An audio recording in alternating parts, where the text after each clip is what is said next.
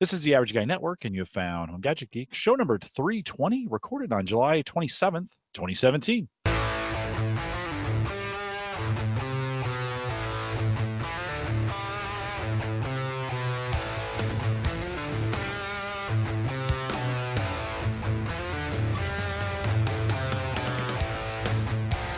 Here on Home Gadget Geeks, we cover all your favorite tech gadgets that find their way into your home. News, reviews, product updates, and conversation, all for the average tech guy. I'm your host, Jim Collison, broadcasting live from the Average Guy.TV studios in beautiful Bellevue, Nebraska. The heat has moved away, and as I look at the weather coming up here for the next week or so, we're in the mid-80s all week, low humidity. So we have a lot to look forward to if you're living here in the Omaha area. Edward is as well, and so he's going to enjoy it along with me. Of course, we post the show with world-class show notes, and we'll have some good notes for you this week. Some links you'll want to look into at the website, theaverageguy.tv. You can join us live on our mobile app as well.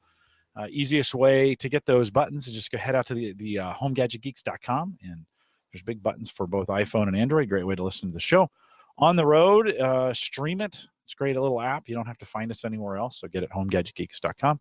Don't forget, we're going commercial-free both on YouTube and on Spreaker. And so if you go to either one of those sites, we've shut the ads off. Speaking of shutting the ads off, Amazon shut my ads off today. I do not know what I'm doing wrong with them. But that second account I had created, you guys had used, they closed it down today. So I'm done with Amazon. So we have a Patreon link, theaverageguy.tv. If you want to support the show, you don't need to. But if you want to, head out to theaverageguy.tv, look for the Patreon link. Actually, by getting rid of those Amazon ads, it moved up the jukebox player.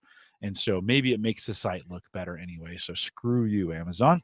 And they not supporting the show anymore. So we appreciate your use of the Patreon account that's out there. Don't forget, lots of great content. We love to communicate with you. If you have any questions, send me an email, jim@theaverageguy.tv, or track me down on Twitter @jcollison. All right. Edward Weniger is back with us today from Alpha BTC. Edward has been a good friend of the show and always comes on when we have good Bitcoin or blockchain news. Not the same thing. Not Bitcoin, not blockchain. Not Edward, you have taught me a lot about this. Welcome back to Home Gadget Geeks. Thanks. Good to be here. Good to have you out on the deck. You're living. This is living out on the deck. It's a beautiful night. I just mentioned the weather is pretty beautiful. You're super comfortable out on the deck. Weather's great tonight. Hopefully it won't get too dark before we're done.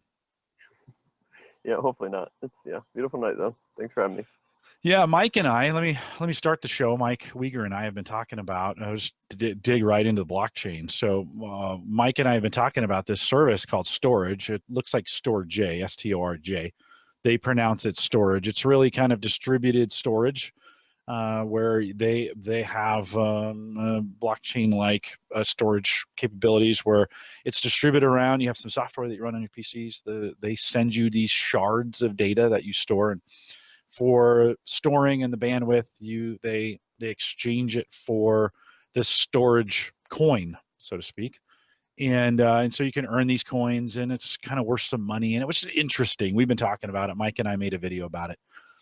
We've had a lot of problems with their software. And so we did a home tech tips. We actually pulled that video down. We just didn't want anybody, we didn't address those problems in the video. And so we just didn't want anybody jumping in there. So if you've been following us along on this, or you thought you were going to try it, we've had some trouble with the software. One, it locked up my on-hub router. The table, it fills up the table space. There's a database in there. It fills up as it's doing its thing, and it just took my router down.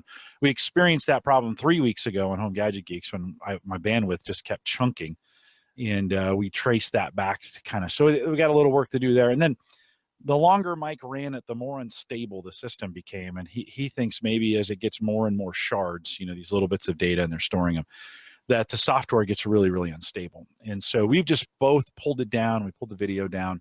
We're not saying don't do it. It's kind of interesting, and I'm hoping to kind of get back to it. Edward, in a second, I'm going to ask you, there's a competitor to this, so we're going to talk a little bit about it. But if you've been following Mike and I, we just wanted to say, buyer beware.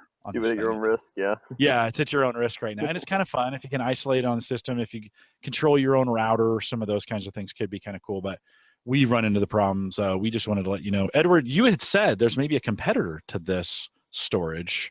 Did you find it?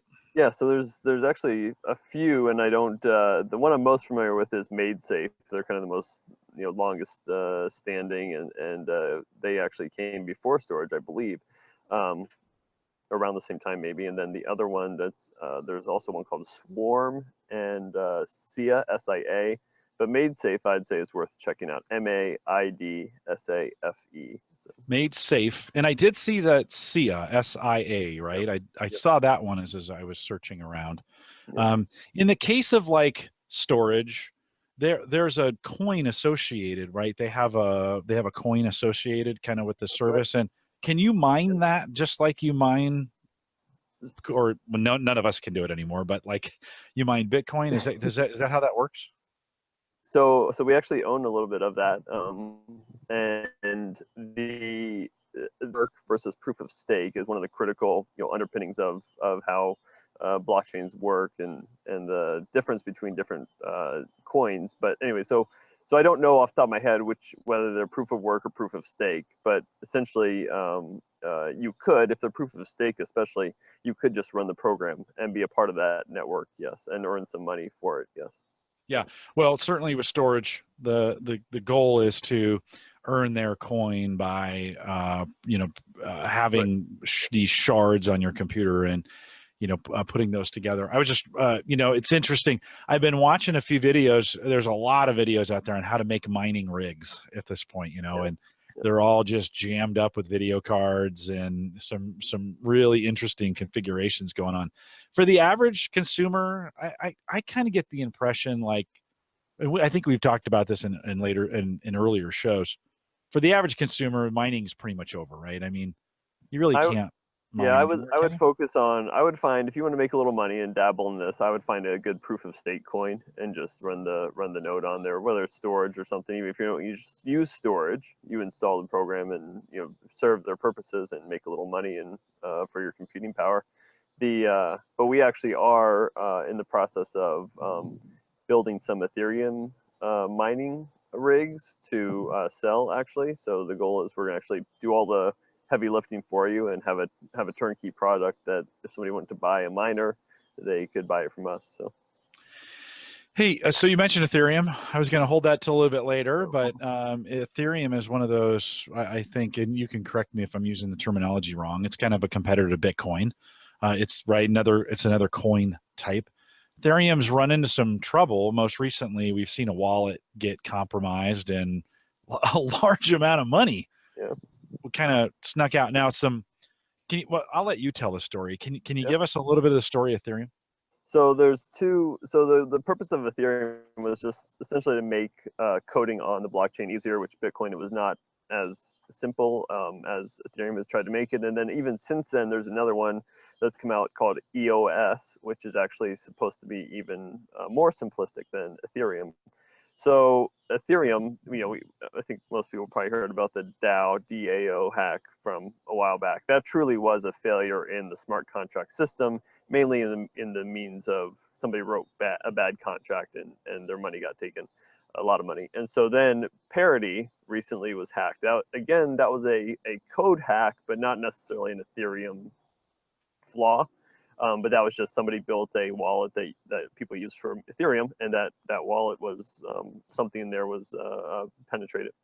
Um, and then finally, the other recent one, there was a initial coin offering, an ICO, which you hear and read about a lot. And an ICO, actually, from my understanding, they used a WordPress site to do the ICO. So they were selling all these coins using WordPress, and somebody hacked their WordPress site, changed the address that all the coins were going to. And so the hacker got all of the coins that people thought they were sending to buy these tokens. And so that, again, was not an Ethereum bug. It was just a WordPress hack straight out. Yeah. So, So what you're telling me is all these problems with Ethereum wasn't the wasn't the ledger, wasn't the blockchain itself. It was everything that surrounds the service of that blockchain. And in one case, it was a bad wallet. It was a wallet that could be yes, compromised. exactly. There's an interesting story to that, I think, in that once they figured out the wallets were being compromised, they went in there this kind of these white hat hackers went in and cleaned out all the other wallets. I might be making this too simple, but they cleaned out all the other wallets that had this compromise, and so they wouldn't get stolen. Yeah. Packed them away, right? And then the wallet was fixed and forked, and a new version of it came out. And then they've been, since that, this was maybe spring, since that they've been putting these coins back in accounts, right? Is that an accurate? Yeah, I don't know what I don't know what how they were returning them and who they decided to return them to, but that's my understanding of the situation as well. But it brought back a lot of the memories from the DAO, and there was people were actually bringing up the topic of, should we do something with the Ethereum blockchain again to roll back those, whatever, $60 million or whatever that was It was lost. a lot, right? I mean, it was a pretty big breach. Yeah.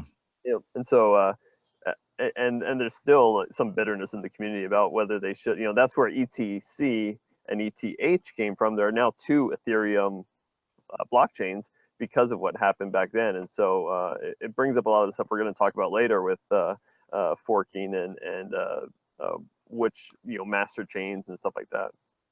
So, Edward, just as we talk about this and we say, there's bitterness in the system, and there's I think the average guy starts going, who the hell's in control of we've got a bunch of, if these kinds of decisions, mostly, I think people are used to, and this goes way back to the very first time we talked, most people are used to the government controlling the financial system. And over the last couple hundred years, it's been fairly stable, so to speak. We don't have these kinds of things, although that doesn't mean money hasn't been stolen, and we haven't had those kinds of things happen, right? We don't hear about it a lot, but there are thefts and things like that. But does that, in your line of work, you do this for a living, does that concern you when you think about, you need for your business, you want people to believe that blockchain is safe and secure and legitimate?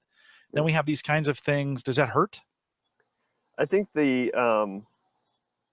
simplistic way of looking at it is, I guess it'd be more of like an open source versus closed source debate almost. And if you consider the Fed to be closed source, like all this stuff's happening, like the price is going up, the dollar is going up and down, but they just print more money when they need to, and then the price is stable. And so it's happening, you just don't see it that way. Now it's out in the open, and there's discussion amongst hundreds of people to decide, to make these decisions.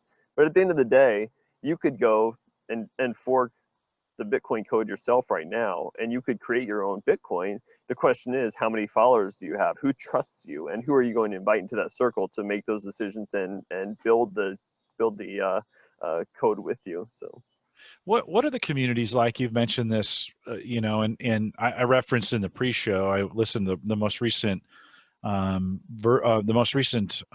edition show of Radio Lab is called The Ceremony.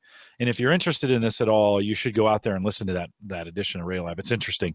But you mentioned trust and community. So we think of Ethereum, and maybe it's got a couple different forks. I mean, who are around these communities? How do they get formed? Just who decides? Is it just a matter of building? It's like building a social network. Somebody decides, hey, I'm going to create a fork, or I'm going to create my own coin. I'm going to gather people around me. By the way, this was not unlike this in the late 1800s, early 1900s with banks, where the richest guy in town would start the bank. So, want to be real clear. I mean, we don't think of that today, but is that kind of the way it works? Yeah, and even I'm watching Turn on Netflix or whatever. It's about the Revolutionary War, and you think about like the South had their own monetary system, and the North had their own monetary system, and then each state had their own monetary system in some cases. So yeah, I mean, it is kind of a part of money, inherently a part of money. But Ethereum is a little different because it's not it's younger. It has a personality behind it, being Vitalik Buterin, who is the guy that actually started it. Versus Bitcoin, which Satoshi's gone now, and so with Vitalik, everybody knows who he surrounds himself with, who his buddies are, the code, and so but then anybody can also go to the GitHub again and make suggestions and submit fixes, and then they may or may not be accepted based on everybody else's, the smart guys running the show, based on their consensus, and if it meets their goals and objectives, which really have not changed a whole lot from the beginning. Everybody's got a white paper, so you can go and actually find out what they're trying to do. And so yeah, with again, going back to what's coming up soon, is that has really gotten into, that's where the personalized have really come out, because you've got, especially, talk about communities, you got like the miners versus the exchanges and stuff like that. And like, who are the most, who's got the biggest Twitter following might have, a bigger influence in the community. That's kind of part of the way things work. But it's not like DC where all this stuff's happening behind closed doors. It's pretty open. Yeah, but it's interesting, still politics. You kind of think, hey, it's Bitcoin, or hey, it's the blockchain, and it's just numbers, and and then you go, well, no, you're building a community around this. And I often think, you mentioned this a couple times, I often think, hey, blockchain, it's done, it's not, there's no future development. But you said a couple times, there's developers around this community doing things. What are those developers doing? I mean, the blockchain's set, right? Once you've gotten started, they're not continuing development on that itself, are they? Is it the surrounding software around it, or what's being developed? What's continually being developed? Well, how the code, meaning how the nodes and the mining works, the calculations behind it, the algorithm, not necessarily the algorithms, but so if you consider, if you think of the blockchain just like the hard drive, I mean, you could always write a different application or change some of the code that accesses that same file system. And so the blockchain, you're right, that is pretty much set in stone, and there's only one blockchain. That is correct. But then as far as how different systems interact with those files, that can be tweaked and adjusted. Yeah, and that's kind of been its vulnerability to this point, is those things around it, right? I think the last, in a lot of cases, the things we're developing to access the blockchain have been the weak link. Would I be right? Oh, yeah. I mean, you've got bad actors, especially, or just bad coders. I mean, that's certainly the case. But I think apropos to what we're to the August 1st discussion is that there are also improvements in that. I mean, we wouldn't want Satoshi to have just thrown out this code and nobody ever changes it. We want to see improvements. We want to see better ideas come in, things that he hasn't thought about. And so there is going to be inherently, I think, some change no matter what, because hopefully code never just sits stagnant and doesn't get improved upon. Yeah, that makes sense. Ethereum that we're talking about, we'll kind of wrap up Ethereum. I want to get onto the Bitcoin side, because there's some more interesting stuff there as well. But first of the year or so, we're talking, in the tens of dollars, and not even that, maybe $10 at the beginning of the year, peaking this year probably. I'm trying to get the date up here. By the way, I'm at Coinbase.com. If you're following along, I have actually found that to be a really useful site to kind of keep track of what's going on from a pricing standpoint. They list both Ethereum, Bitcoin, Ethereum, and Litecoin. Now, we haven't talked about that. We'll hold that for another time. But a nice way to track it, about $378 as of June 12th. Maybe close to its peak. It's running at about 202 now. You'd have to be under a rock to not have heard about what's going on with Bitcoin. And that, we've had you on a couple times. I think the first time it was around 300.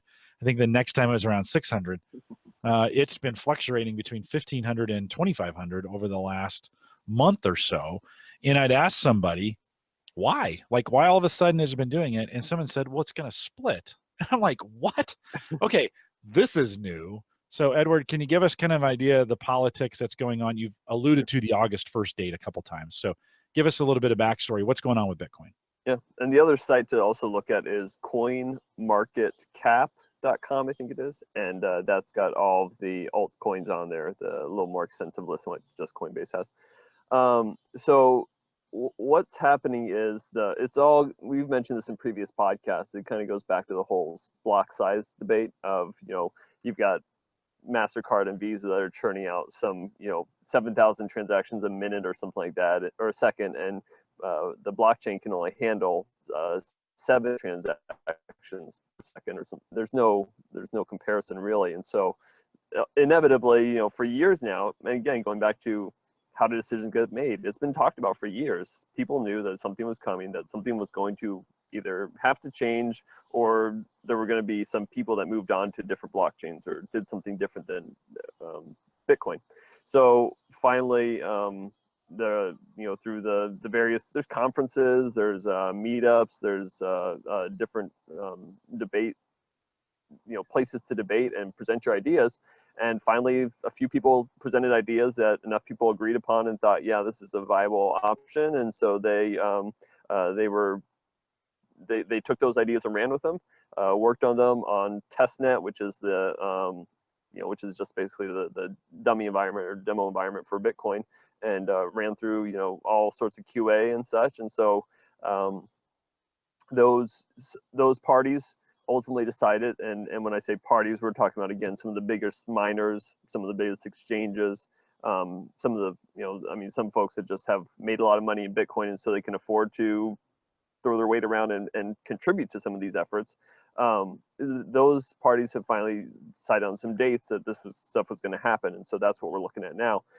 So everybody had fair warning, heads up, everybody kind of knew it was coming. And so August 1st is what happens is, and this gets really, like you talked about the bankers, or, or even if you talk about like the IMB, like the International, Monetary Fund, sorry, IMF.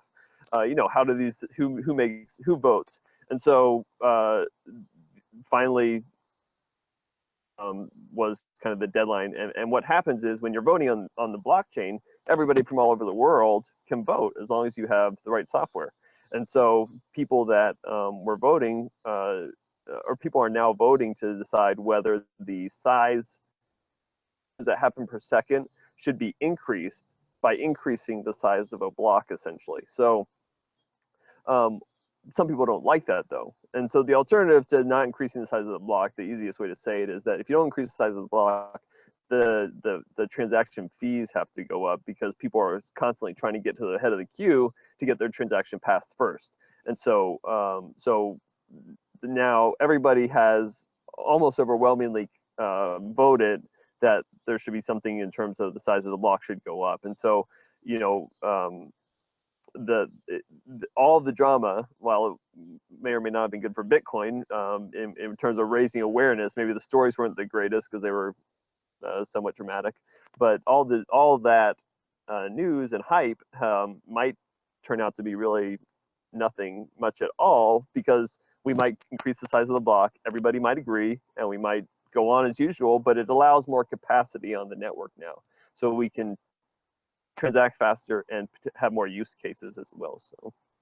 So a couple months ago, if Mike Weniger was here, he said on the podcast before, he bought Bitcoin. I haven't. By the way, you told me you'd only come on if I bought Bitcoin during the show. Not ready to do that, but thank you. It's awesome that we have this back and forth, man. I just really appreciate this, you being my friend through all this. But Mike bought some, and I think he bought some at the 20, I think, I'm going to say 23 or 2,400, and it's moved around quite a bit. It dipped this last week. It dipped down to about 1,700, and I gave him a call. You still feel good?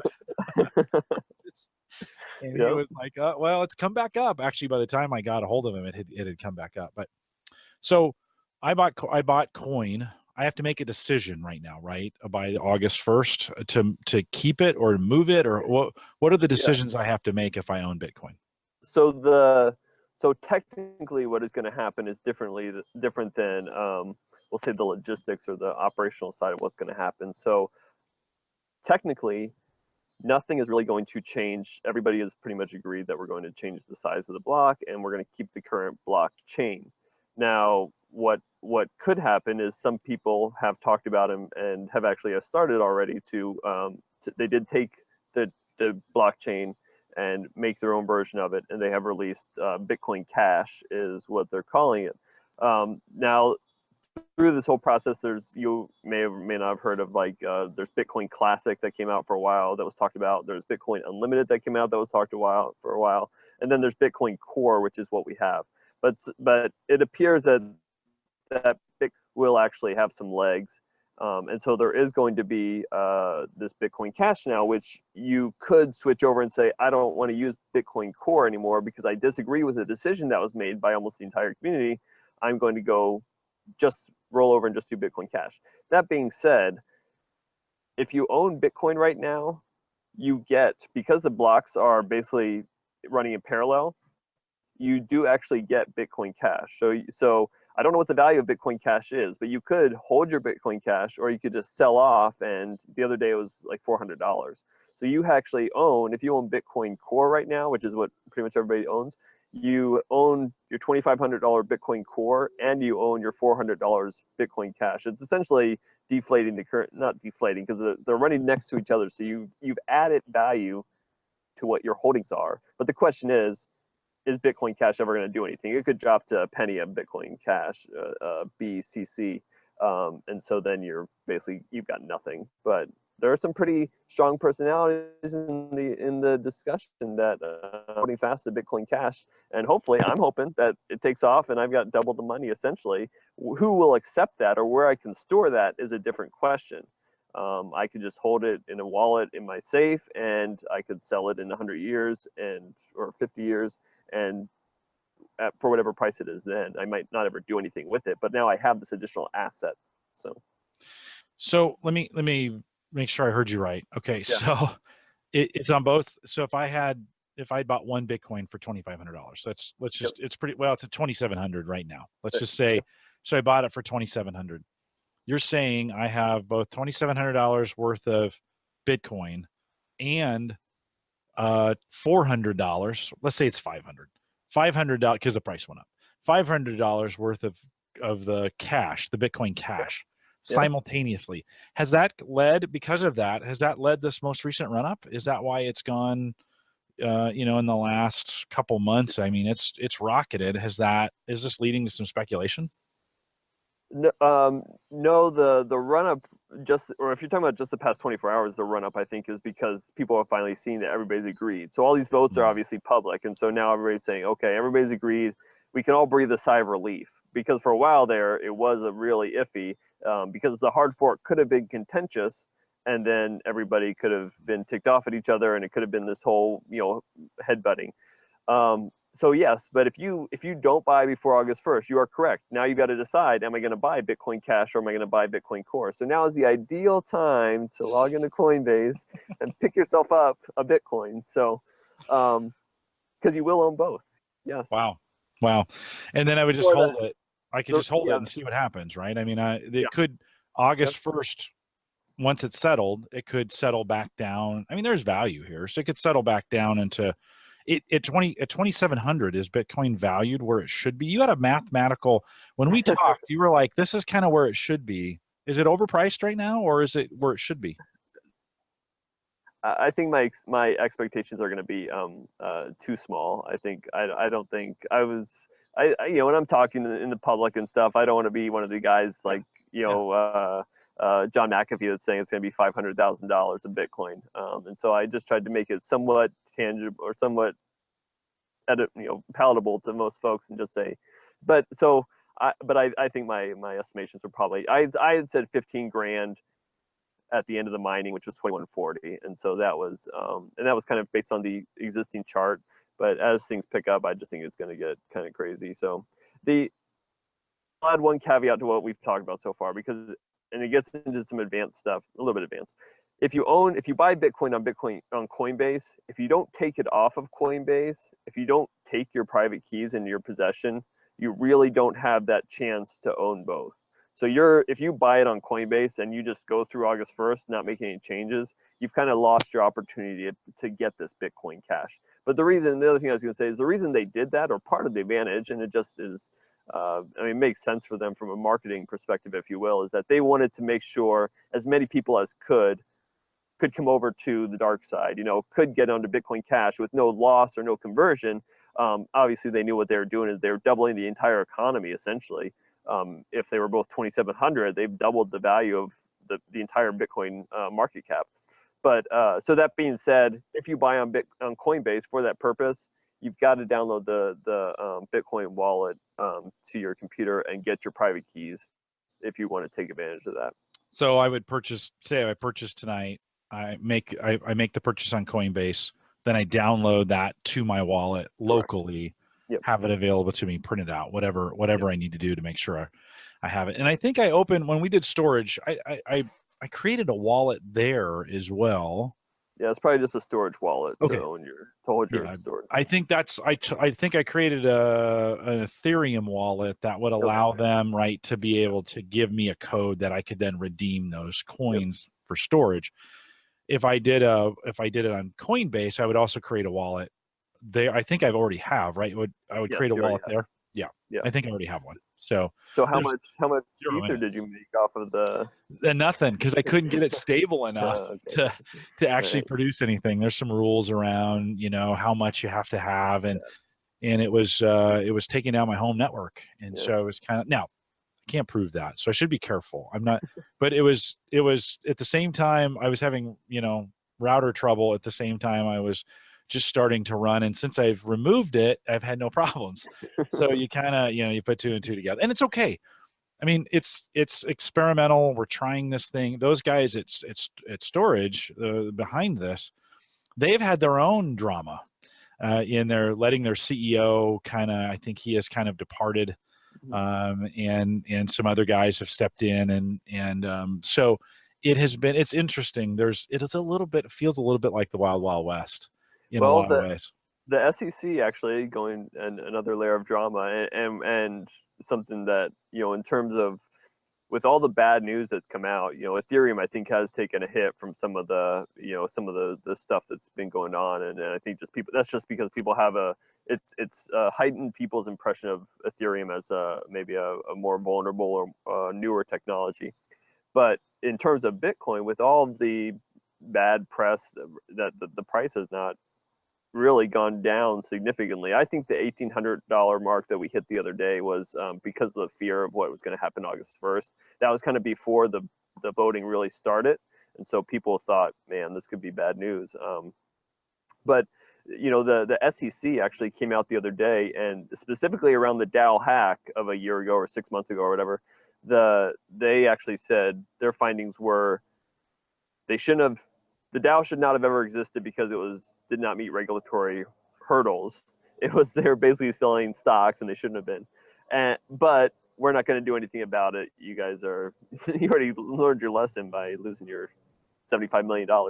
But that being said, the SEC is starting to observe the Wild Wild West and think about maybe guarding it a little closer, I guess. So Yeah, but if we get government regulation in on this, does that not remove some of the open spirit of it? I mean, doesn't it just turn that into a kind of another government shadow industry? yeah, it's kind of like, could the government ever take down WikiLeaks? I mean, it's like even if they choose to do it, I mean, you see, hopefully they'll only take down the bad actors. Hopefully they won't ever come out and take down but you could have legitimate, upstanding coders have their doors kicked in the middle of the night because they issued a token, and I don't think the SEC wants that on their on the news, but we'll see. Yeah.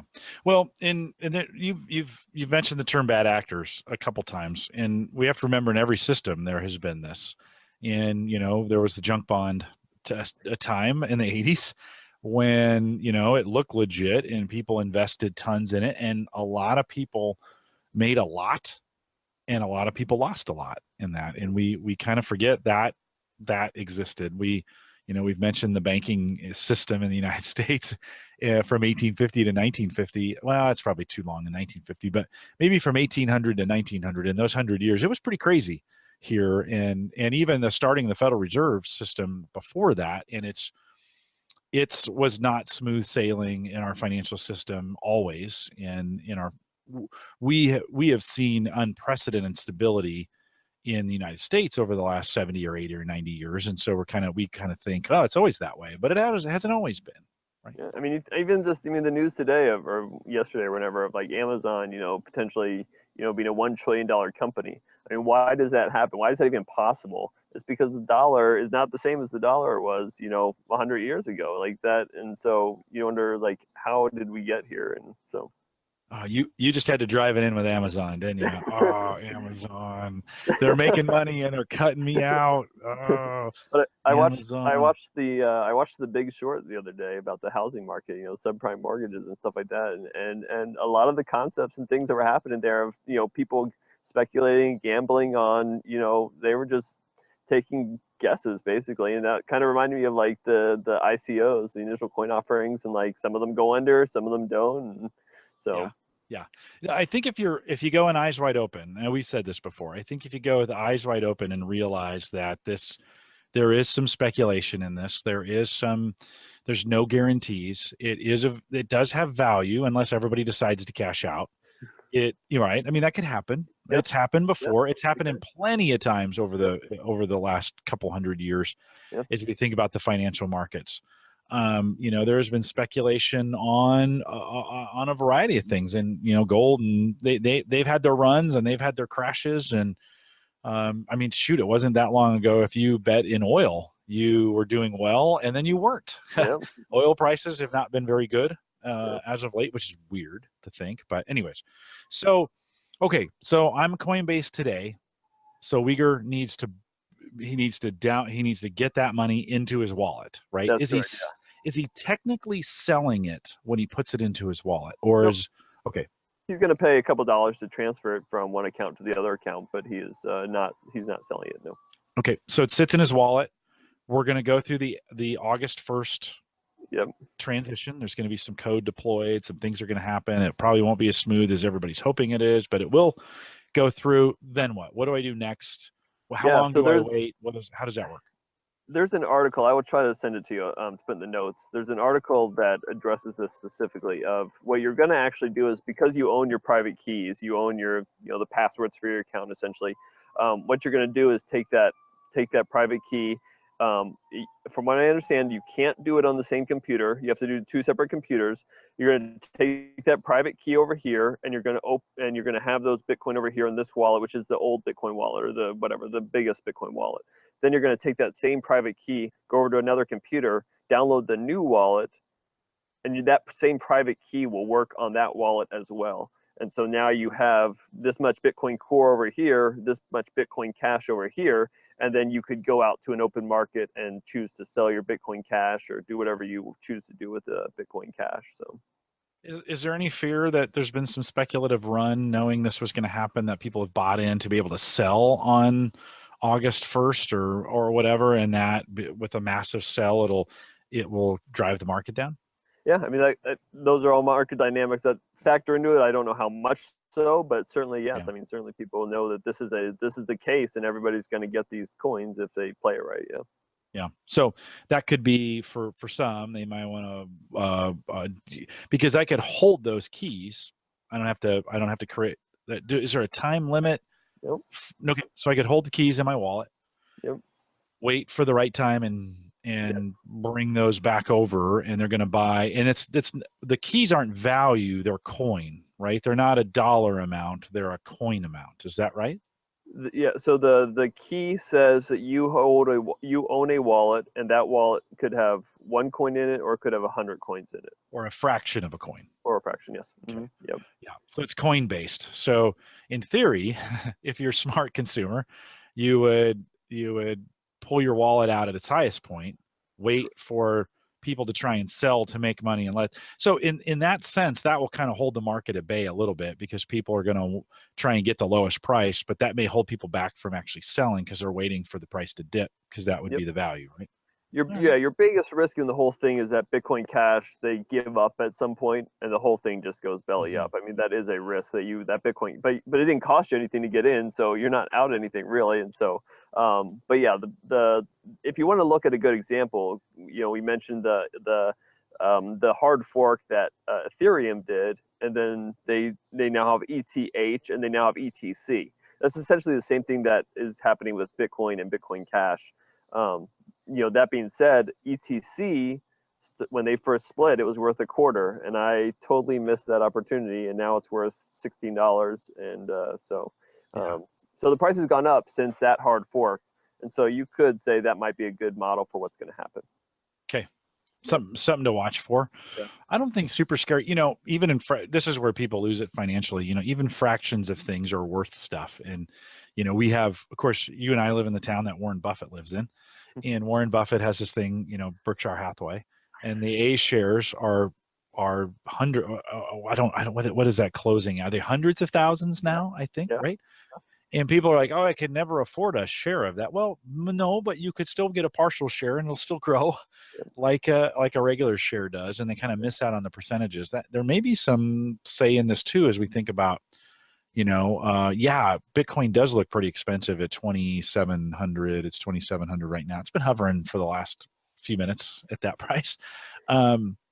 That may seem like, well, I can't buy 27, but you can purchase a part or parts of a coin and make it work that way. And the value will grow just as much because it's a percentage basis. So you could, you could Coinbase, or you can go to the Bitcoin ATM at Jones Brothers and put put some in cash in. $100. It helps Yep. you out.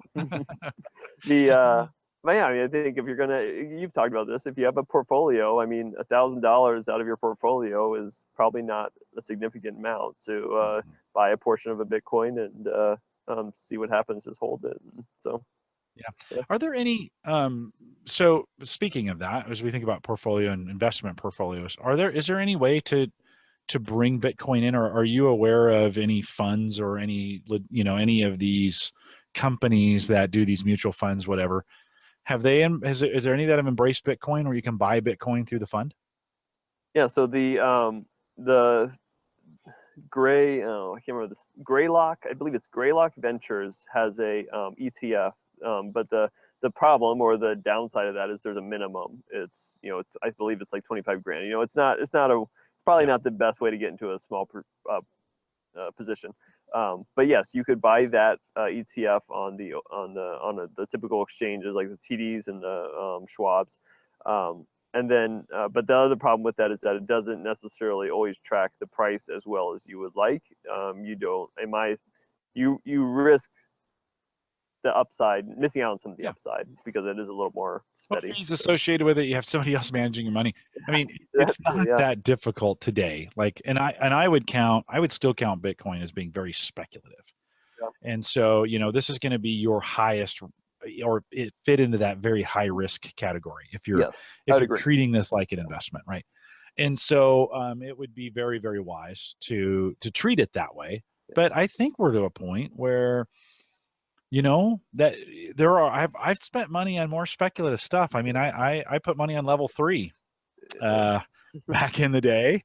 And of course, they're gone. CenturyLink has purchased them, and that stock went to zero. So there isn't that much difference. In fact, there may be more cases, if you think of being in the stock market, of things failing or it be going to zero or whatever, than Bitcoin at this point, or the blockchain, let's say, so to speak, these coins that are out there. Have we seen many that have started and then gone away? Oh yeah, I mean, either on purpose or because they just couldn't hack. I mean, you've got coders that are trying to run a financial institution essentially, and that doesn't play out so well. But yeah, I mean, but on the other side of that, you've got Tezos, which raised $235 million a month ago on by offering a token. So they're very well supported by the venture capital community and by, again, a lot of smart people. It's not necessarily a fly-by-night token. So just pick and choose wisely, and you can ask me if you have questions about one or something like that. So yeah, is Bitcoin the top at this point? I mean, if are they the most, if someone was going to start, is that where they start? Yeah, I mean, I think it's the least susceptible to the bad news, like we talked about Ethereum. For example, the other day, when they took down Alphabay, they took down it was a dark website where people were buying and selling illegal activities. The price of Monero, which we mentioned Monero and Zcash earlier. So Zcash and Monero are pretty similar in what they do. The price of Monero actually went up, and part of the hypothesis was that because all these folks were getting they had to do something or find an alternative to transact on the dark web. And Monero was basically what a bunch of people picked to use to buy and sell things on the dark web. And so there's those type of outside forces that makes the price a lot less stable. CoinMarketCap.com will show you market caps for all the coins, and I would just stay, as long as you stay in the top 5, top 10. I would really stay in the top 5. As long as you stay in the top 5 there, like Litecoin and Ripple and stuff like that, you're pretty safe, I think, though. Ripple, and I haven't heard of that one, but at Coinbase, Bitcoin, Ethereum, Litecoin, those are the 3 that are listed. Yeah. There. Are those 3 pretty good ones if I were going to stay in the space? Yep. Okay. I would. Those are all fine. I wouldn't. Yeah. For the typical audience member, probably I would not deviate or go outside of that. range. Yeah. I think it's, if you're going to dip in a little bit, dip your toe in the pool. I don't know. I like it more than going to the casino. I like my odds a little bit more than Yeah, that. And, yeah. many of our listeners are probably not casino goers, but maybe they are. And I like this. I mean, I've tried some of these. Like I said, I had level 3. I had a Red Hat back in the day. I bought Red Hat at, I don't know, 25 when it first came out, maybe 40. And that went all the way up to 400. And then, of course, it came back. This was the first version of the internet bubble that we had back in 1999, 2000. If you just, I mean, the amount of, again, they're different things for different purposes. If you look at Bitcoin, why it's so big, it has a lot of value to it. If you look at Ethereum is where you see more of the big names. Mercedes-Benz just did some stuff with Ethereum. Like, you're seeing a lot more involvement by some big companies with Ethereum, and I don't think they'd be in there if they had some confidence in what it was and how long it was going to be around. So. Yeah. So, okay. Anything when we think of this August 1st date and just kind of the current state of coin, anything else we should cover before I want to ask you about the general condition of the blockchain and how it's being used out there. But anything else from a coin perspective? I think it's just important to remember that, all this stuff is like, you're like we've talked about a little bit already, like you're getting into a lot of economic policy stuff that is, people deciding about, well, how does the market use the coin? How should the market use the coin? These are things that, that are new to a lot of people, because a lot of people just pull out their wallet and pull out a dollar bill and you spend it, and nobody really thinks about this stuff. And so I love that. I love thinking about that stuff, and I love talking about that stuff. But it's it makes people think. It makes people step outside a little bit sometimes to learn about how money works and why it has the value it has. And so the other thing about the change, one of the not only the are voting for and when, but there were a couple of votes involved. But some of the stuff that it's going to allow them to do potentially is that there's things called side chains. And so not only could the block size potentially increase to allow more traffic on the Bitcoin network itself, but you now have the ability that you didn't necessarily have before to run your own private transaction pool. Like Visa could now run a Visa side chain. They do all their transactions, and essentially they're settling at night. And this really wasn't easy or feasible or doable up until this point. And so that's something that you're probably going to read about if you're reading articles on the August 1st date. And so it's exciting. There's it's still a hot topic among folks, but that is a major change that could be coming as well to Bitcoin to expand the economy and who the players are in there, and then what they're doing with it. Yeah. So it adds more functionality. This split will help add additional functionality for more players to participate in a more flexible way, and I should say more players, but allow some additional functionality to do some things, right? The split does not. The split could not ever happen. Like, everybody could just play along on Bitcoin Core and just do what they're doing. What the code does, the code changes are what allow the side chains to be in existence now, essentially. But I think, and then going back to your blockchain based the blockchain based podcast, the thing I was looking for is the interplanetary file system is what it is. And the other day I bought there was an artist, it's a DJ, his name's his moniker is RAC, and he was the first one to sell an entire album on the blockchain itself. So I bought the album with Ethereum, and then he actually and then I downloaded the album. But when I was downloading, it was coming from this interplanetary file system, which I haven't done much research on yet. But anyways, that's an interesting concept that I need to figure out how to leverage or learn more about at least. And so well, we were joking. I need to find a way to make the blockchain the replacement for the RSS feed, so to speak. And you could, in theory, I could provide that would be a secure method or a secure way for people.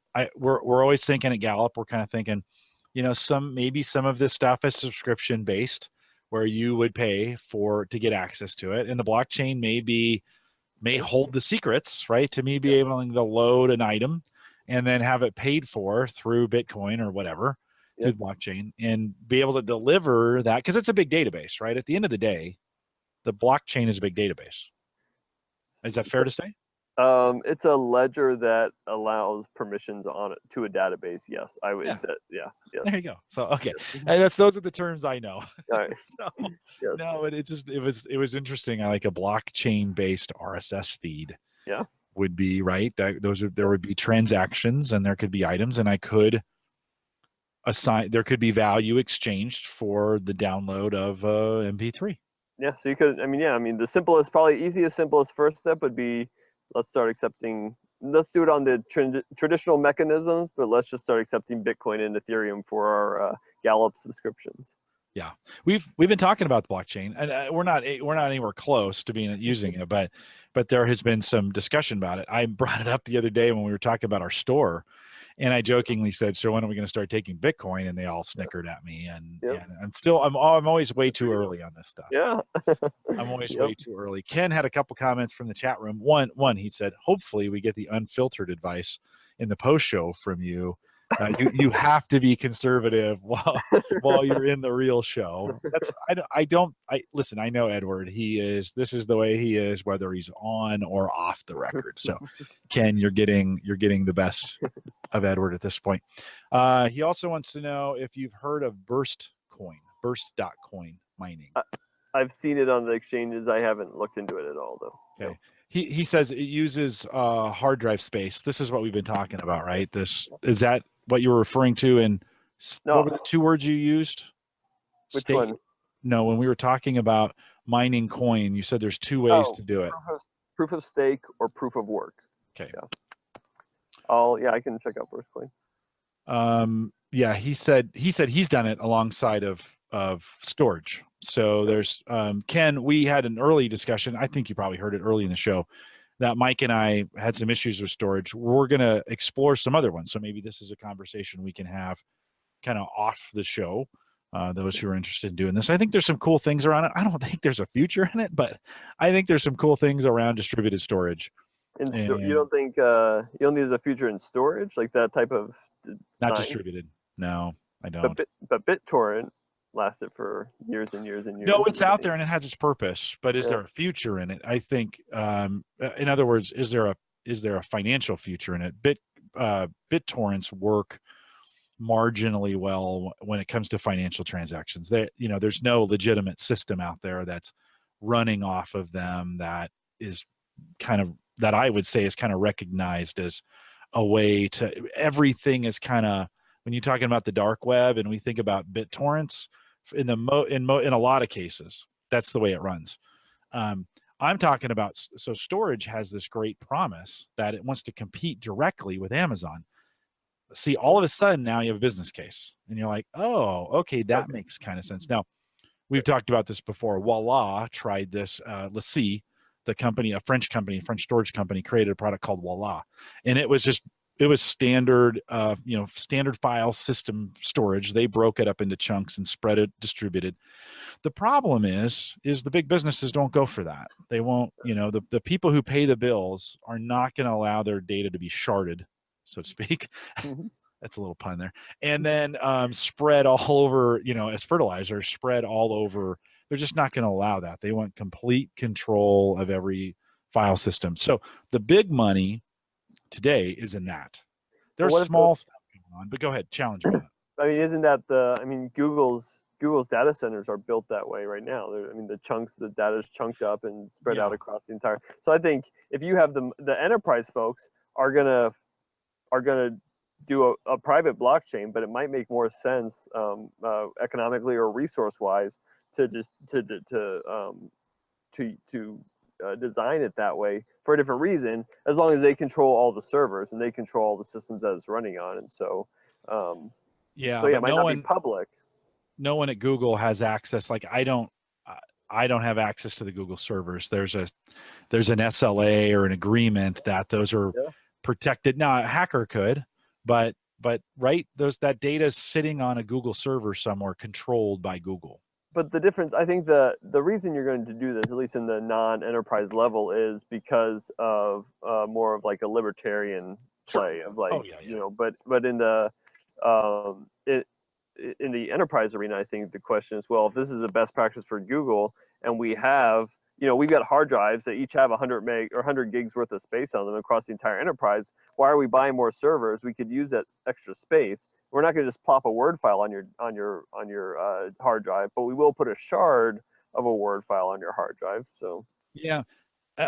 So I'd like to believe that. So 20 years ago, I started working with Seagate Software that did reports, and they were one of the very first companies. They owned Crystal Reports at the time, and they had this concept of being able to run distributed reports. Because in the day, like 1999, 2000, you ran data. You'd run a report against a database. It could take hours for it to run, and if you had a single server running these, right, you would queue them up, and you were bandwidth, your I/O, right, was the limiting factor.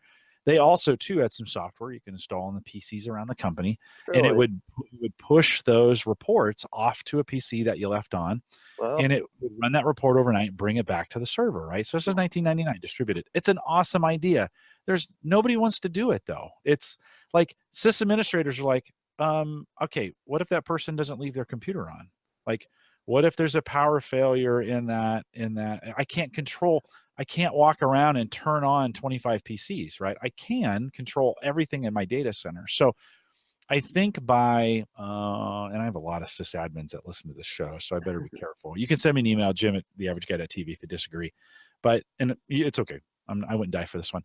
But most sysadmins they're control freaks, and they want complete control over the entire environment. And so that data is going to live on, and they're not going to flood the network. And now that we've gone global, and we see more and more, hours, where businesses have more things running for more hours and people in at different times, it just doesn't become efficient. And so I love the idea. Like we were talking about SETI at home last week, and I even started a Home Gadget Geeks SETI at home project. So if you are running, it's a good time to mention it.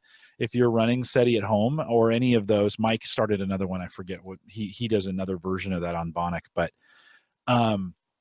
if you're running SETI at home and you want to join the Home Gadget Geeks, I've got a group for that.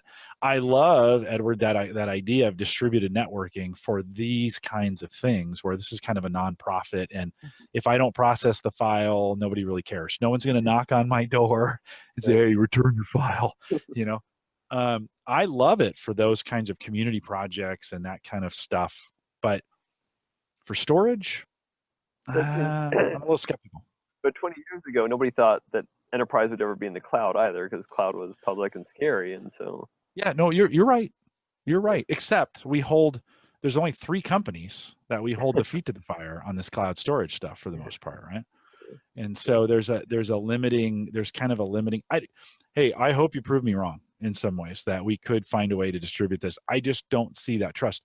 Now, I do see that could work if we could distribute, if the consumer could take that on, and I could get cheap offsite storage. Or this is what LaCie tried to do with Voila, where they tried to get people to back up. They tried to get people to do this, and the people would, if I gave 2 gig worth, they would give me a gig of storage on that network. So 2 for 1 deal, right? I give 2 gig of space here. I get 1 gig of backup in the cloud. I actually think that's a great idea. It didn't work. For whatever reason. Could have been too early, could have been execution, could have been their Java, they have a little Java file or a little Java app that ran it, was terrible. So, I mean, it could have been that too, right? So yeah, I agree that it might not even be files that we wind up sharding everywhere. Like enterprise might decide they want to do something else differently that we haven't even thought about right now instead. But it is certainly a different way of thinking about things. And I understand sysadmins wanting everything in a database on a single server somewhere. Yeah, I get that. Yeah, I think generally they do. I have to be careful about making, big, but I think that Ted, actually, who's out in our chat room right now, the founder of System Administrator Appreciation Day, which just happens to be July 28th, 2017, which is tomorrow. So happy System Administrator Day to all those sysadmins that listen. chances are you're listening to this after the fact. So I hope you had an awesome Friday. Ted, thanks for doing that work, by the way. He got the Ted, how long ago? He's in our chat room. How long ago? I'm trying to remember. It's been, and I think if you go to sysadminday.com, that has all the information. That's 18th. So it's on his website, 18th annual Sysadmin Day. So happy Sysadmin. By the way, we appreciate you guys. I know you're grumpy with us all the time because we break your stuff and we get angry when it doesn't work and some of those kinds of things. But we appreciate you guys in the enterprise, and maybe even not in the enterprise. Okay, let's do real quick. Any other relevant blockchain news, Edward, that we can cover here real quick of things that people might want to know as it gets dark on you outside? It's great. You have a little light coming on you now. I mean, I think we've covered pretty much everything that's the current, and so I'd like to do, if you want to do a show on the Ethereum rigs, the mining equipment, once we get it up and running, that might be. I don't know if you really want to look at a bunch of equipment, but I do. Yes. Right. Yes, right. I do. That would be awesome. These guys would like it. So when you're ready, just contact me and we'll get you back on, and maybe we can get in a spot where it can be a little hands-on and you can show some of the stuff or whatever. In my office. Yeah. Mm-hmm. Yeah. No, that'd be great. These guys geek pretty hard over hardware. Right. So it's, yes, we would love to. Okay. We would love, hold on. So I told you in the beginning of the show, my friend's on this show, The Wall, and it just wrapped up. And so I said, so tell me how much she's won. I've had a hard time watching this because she's so close to me, and it's like, oh, I hope she won something.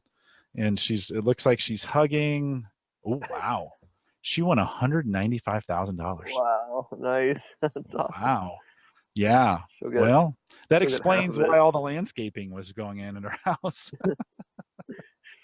Well, congratulations, Jody. She does not listen to this podcast, so I am pretty sure that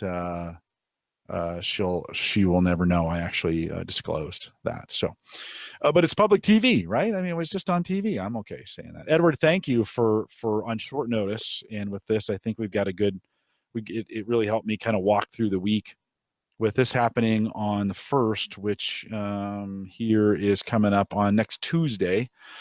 Is there a time? Is there like a certain time, or does it I don't remember off the top of my head. Yeah, yeah. So is now the time you buy your first portion of Bitcoin?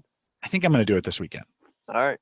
I'm gonna wait. Hold on. Let's just check the price during the show. We've been $26.99. It's $1 cheaper than it was when we started the show. So it's a deal. It's even worse than that. It's 47 cents less than it was.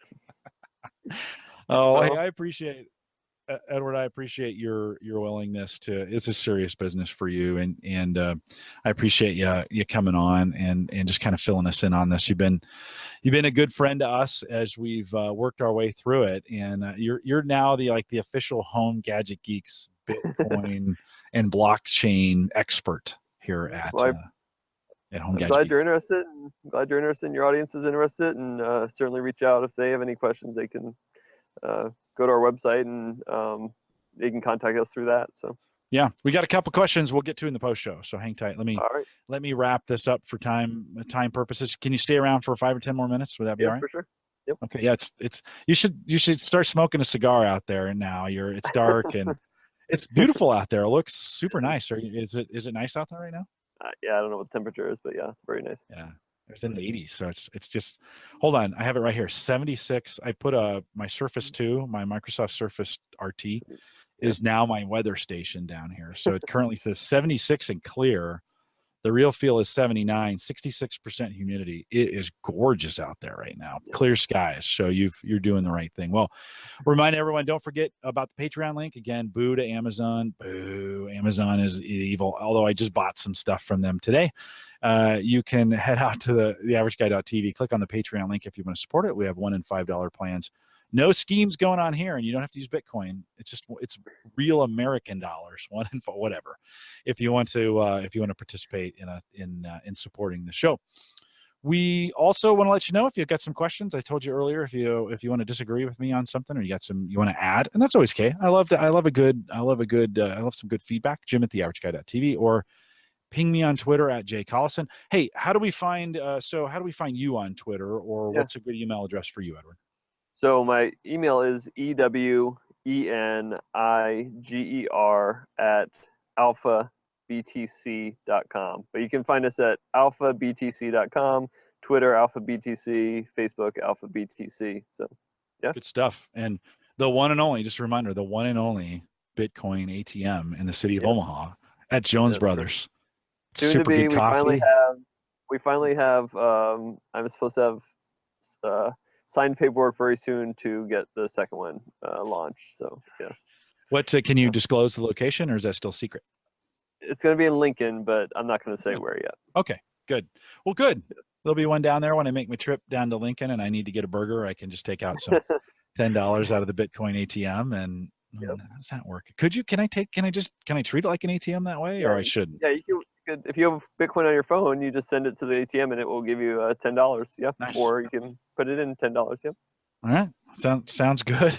Sounds good. Congratulations on a second ATM. And if you're in Omaha and you want to see the ATM, Jones Brothers has great coffee and really good cupcakes.